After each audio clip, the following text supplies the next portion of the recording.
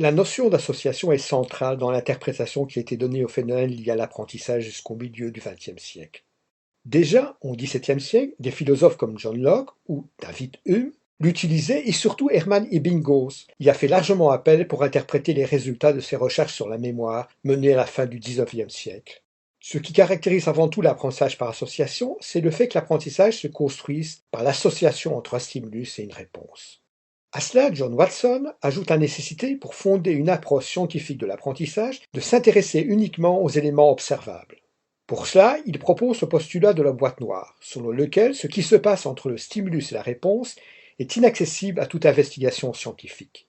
À travers l'idée de la boîte noire, Watson pose les principes du behaviorisme, selon lesquels l'analyse des mécanismes d'apprentissage doit se fonder uniquement sur ce qui est directement observable, à savoir le stimulus et la réponse.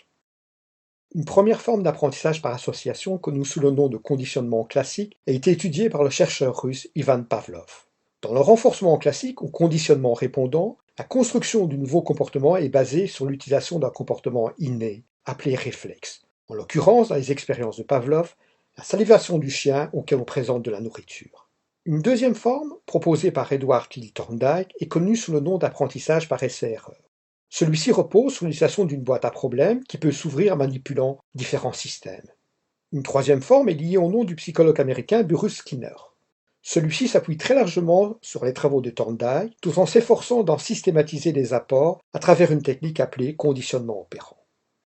Physiologiste de formation, Pavlov fonde son approche à la fois sur le modèle associationniste et sur l'étude des réflexes. De ce rapprochement découle son expérience la plus classique, basée sur le constat que, comme le montre le schéma du haut, la présentation de nourriture en chien entraîne un réflexe de salivation. Cette expérience se déroule en 3 étapes selon le schéma présenté dans la dia. À l'étape 2, l'expérimentateur fait retentir une cloche en même temps qu'il présente de la nourriture à un chien.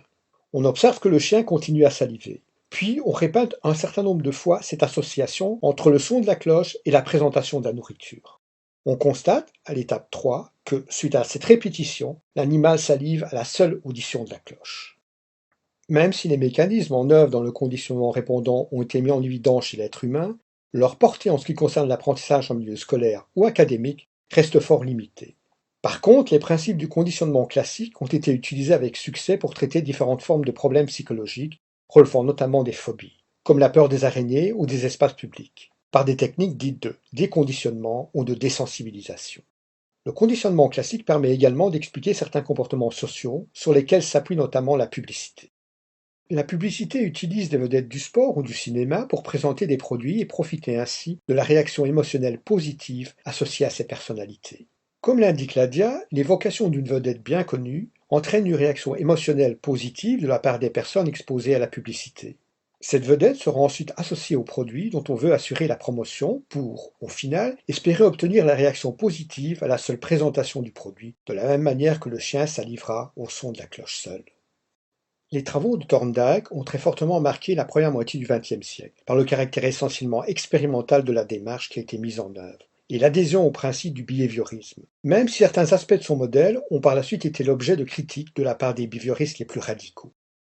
Ces travaux représentent, on dire des spécialistes, la première tentative systématique pour dégager les lois fondamentales de l'apprentissage dans le cadre d'une psychologie scientifique.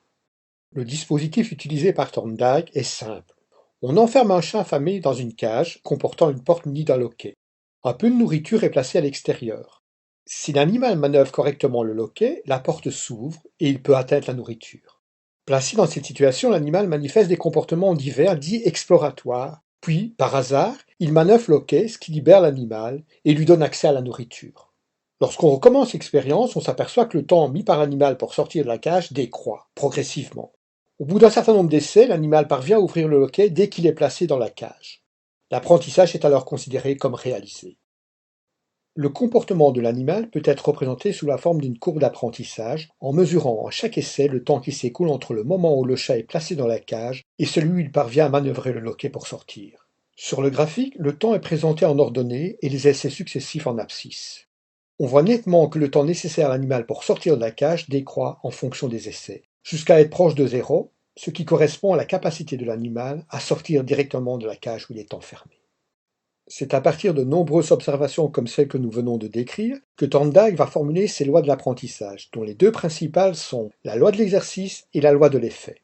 La loi de l'exercice établit que les connexions entre la situation et la réponse sont renforcées par l'exercice, l'entraînement, et affaiblies lorsque l'exercice est arrêté. Le renforcement des connexions entre une situation, la cage dans laquelle se trouve l'animal, et la réponse, la manipulation adéquate du loquet, conduit à une augmentation de la fréquence d'apparition de la réponse correcte. La loi de l'effet, pour sa part, met en évidence qu'une connexion est renforcée ou affaiblie par l'effet de ses conséquences. Si la connexion situation-réponse est suivie d'un état de satisfaction du sujet, c'est-à-dire une récompense, elle est renforcée. S'il est suivi d'un état non satisfaisant, une punition, elle est affaiblie. Par exemple, l'animal qui, suite à une manipulation du loquet, pourra sortir de la cage, aura tendance à répéter la même manipulation lorsqu'il se retrouvera dans la même situation, c'est-à-dire enfermé dans une cage. Thorndike insiste beaucoup, comme le fera Skinner par la suite, sur le fait que pour qu'un apprentissage puisse se réaliser, il est essentiel que l'animal soit actif. Au départ, il procède par une série d'essais infructueux, puis par la suite sa conduite s'affine pour éliminer progressivement les comportements les moins efficaces et aboutir de plus en plus rapidement à une solution. Thorndike désigne cette forme d'apprentissage par l'expression « apprentissage par essai-erreur ». Comme l'illustrent les deux vignettes de bande dessinée présentées, l'essai-erreur est également très largement présent dans l'apprentissage humain. L'enfant essaie d'abord sans succès d'introduire la forme dans le trou inadéquat, puis passe à un autre trou où cette forme entre plus aisément. Par la suite, on peut penser que l'enfant trouvera directement l'emboîtement à réaliser.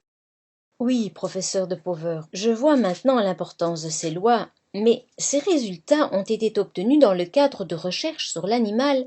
Sont-elles valables pour autant en ce qui concerne l'apprentissage humain?